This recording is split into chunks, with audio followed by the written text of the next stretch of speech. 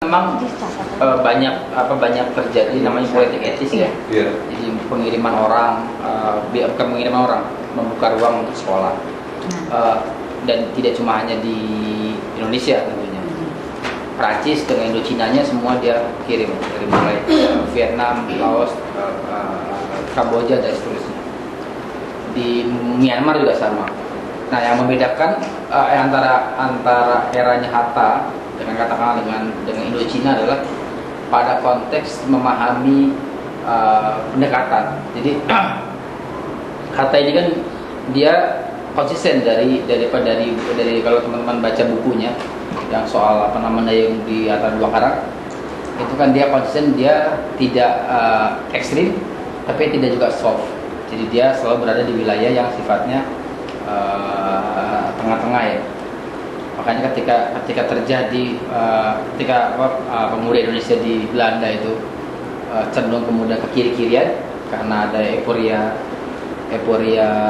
partai komunis, kemudian sosialis juga dominan di situ. Dia tidak ikut-ikutan, dia cenderung punya mimpi yang berbeda. Satu misalnya dia membayangkan bahwa satu-satunya cara untuk membawa itu mereka adalah dengan pendidikan. Hatta juga punya hubungan baik dengan Syahrir. Saya waktu S1 saya nulis soal Syahrir itu. Nah, yang bedakan Syahrir dengan Hatta, kalau Syahrir itu dia lebih kalau kita bayangkan sekarang ya, itu antara SBY dengan Yusuf Kala dulu. Kalau SBY itu model kayak Hatta, sangat hati-hati, pelan, sementara Syahrir itu dia eksekutor. Ketika misalnya Syahrir memilih mengirim ke Belanda, mengirim ke Indonesia karena kasus penangkapan Bung Karno, itu diyakini oleh Syahrir. Saya waktu itu sekitar 20 tahun. Dia ke Indonesia, kemudian kata bilang nanti saya sudah selesai sekolah, saya akan pulang.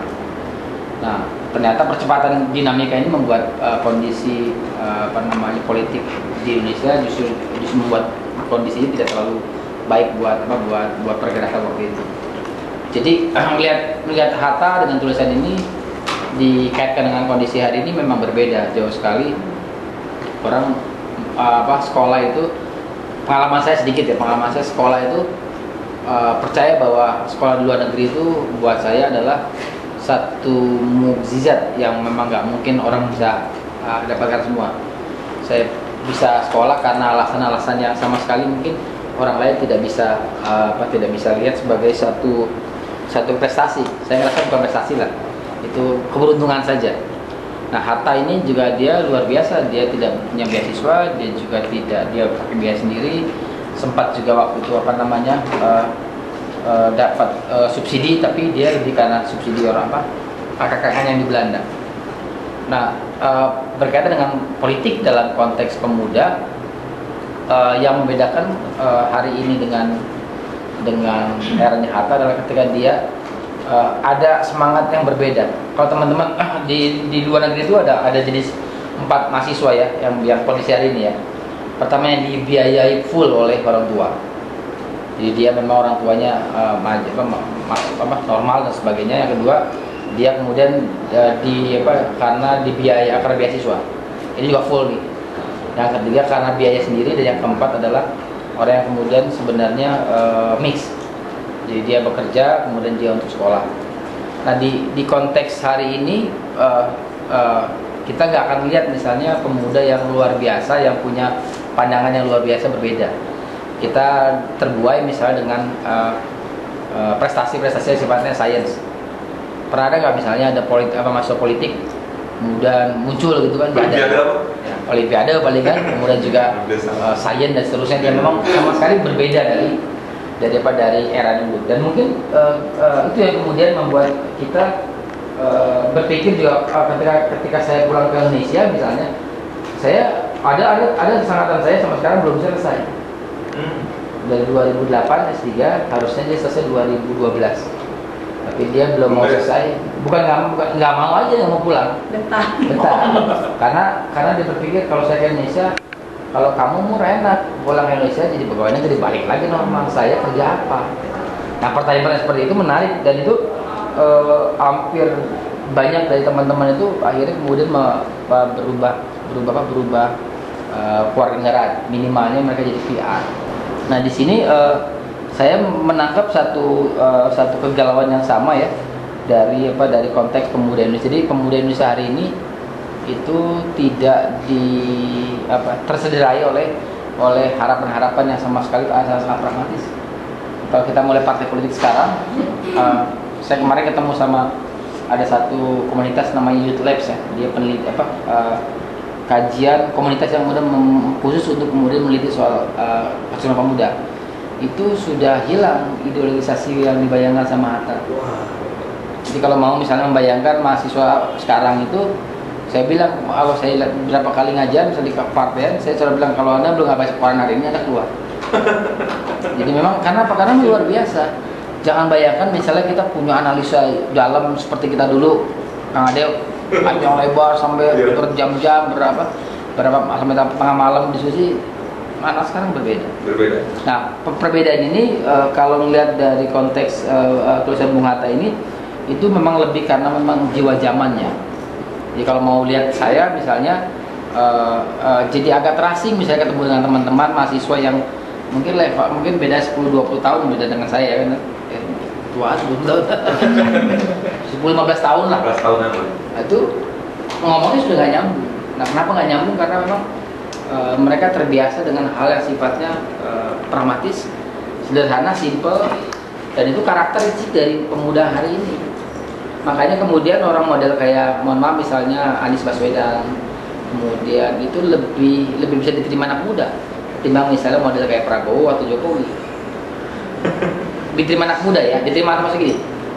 Jokowi diterima secara figur, tapi kemudian figurnya itu kelihatan tidak eye catching, tidak kemudian tapi kemudian ada gelombang yang orang suka sama Jokowi.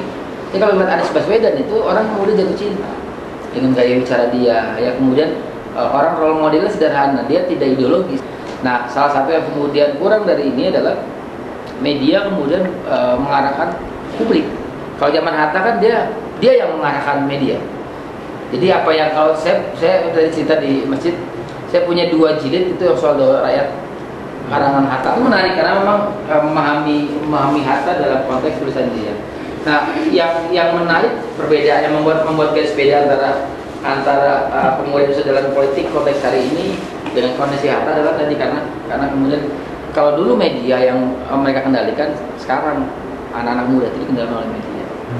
Nah, ketika bicara soal media, maka kemudian kalau mau instan ya gampang. Anak-anak muda hari ini juga begitu. Dia kemudian cenderung tidak. Jadi kalau mau ngelihat kumparan itu, kalau kita mau lihat misalnya jeroannya mobil itu, mobil teman-teman anak-anak sekarang itu yang lebih matic, yang pokoknya injek lari cepat. Sementara yang kita ini kan dia harus dipanasin dulu agak minimal 5-10 menit ya supaya kemudian ada tarikannya yang beda. Nah di anak-anak muda hari ini tuh kemudian memang lebih pragmatis. Nah kalau mau melihat mereka bagaimana mereka, kapan-kapan diundang deh. Yang tertarik ke sini saya tanya misalnya siapa namanya? Ismail. Kenapa sih tertarik? Tapi kan itu aja di minoritas di kampus. Saya kasih bahan misalnya kemudian kasih bahan tolong baca ya. Itu jangankan dibaca, dilihat juga belum pernah. Karena apa? Karena saya ternyata saya nggak bisa begitu lagi. Jadi memang akhirnya harus ada metode yang kemudian mendorong mereka membaca. Nah kekuatan Hatta ini adalah dia kekuatan membaca. Dia kemudian punya perspektif yang sama sekali berbeda dari angkatannya dia. Jadi kalau misalnya kita membagi di buku ini ya, membagi tiga kelompok pemuda. Pertama itu kan pemuda yang memang suka di forum-forum diskusi. Jadi Hatta, Tahrir, kemudian akhirnya muncul ada kelompok Menteng 31. Ini kan memang teman-teman yang punya kecenderungan punya wacana, punya keinginan untuk banyak belajar. Nah, Hatta ini kan jadi satu orang tua di antara sekian banyak orang. Yang kedua kelompok yang memang kemudian lebih aplikasi. Jadi memang orang model kayak misalnya ada Bung Karno ya, Bung Karno, kemudian Nasir Pamuca, kemudian ada beberapa teman-teman PKI ya, kayak misalnya dulu ada Musuh dan sebagainya. Dia diskusi dia di belakang layar, dia nggak pernah diskusi misalnya, yuk kita diskusi bedah buku. Karena di salah satu PSI itu diskusi PSI dia harus menghafal hafal ADART. Itu dipelajari benar ADART. Pasal itu diskusi banyak lebar. Nggak, saya tidak tahu, saya membaca saja waktu itu. Ya yang kelompok yang ketiga itu kelompok yang kemudian memang dia marginal, dia follower. Saya bisa sebut misalnya apa yang disebut Tan Malaka tahun 20-an itu. Kita misalnya ada Malik, kemudian juga ada siapa Khairul Saleh. Buat saya itu benar, dia ideologi, dia tidak sekuat Hatta atau sekuat Bung Karno membaca. Tapi kemudian dia punya figur idol ya, punya role model itu kan Tan Malaka. Jadi kalau ditanya misalnya siapa kemudian role model yang luar biasa di mata mereka, banyak yang mengakui adalah Tan Malaka. Kalau Bung Karno kan dia step sangat step to the point.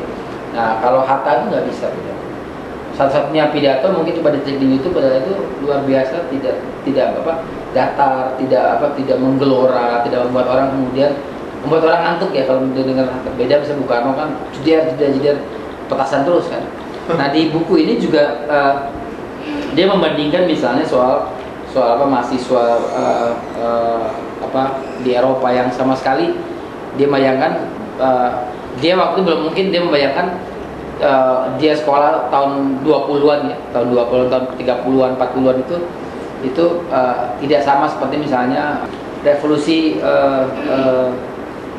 di Prancis tahun 60-an yang mungkin karakter berbeda.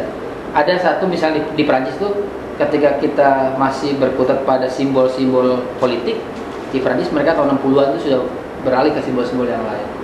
Saya katakanlah same-sex marriage itu tahun 60-an sudah ada, tapi kan baru kemudian sekarang boleh ada.